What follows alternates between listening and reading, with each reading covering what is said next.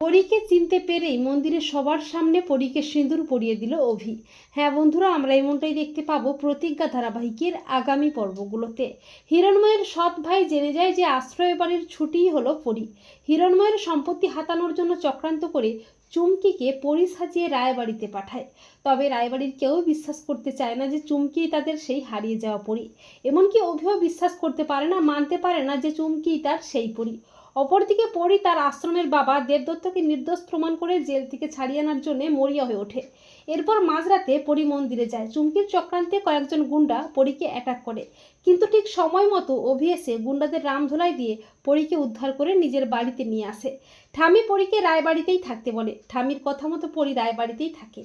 ছুটির ভাবভঙ্গি, চালচলন ও স্বভাবগুণ দেখে অভির বারবার মনে হয় যে ছুটিই তার পরী। এরপর হঠাৎই একদিন ছুটির পায়ের জরুর দেখে অভি বুঝতে পারে ওই তার পরী। এরপর পরদিন সবাই মিলে মন্দিরে যায় পুজো দিতে। অভিও পরীও যায়। মন্দিরে সবার সামনে পরীকে সিঁদুর পরিয়ে দেয় অভি। এটা দেখে সবাই চমকে ওঠে।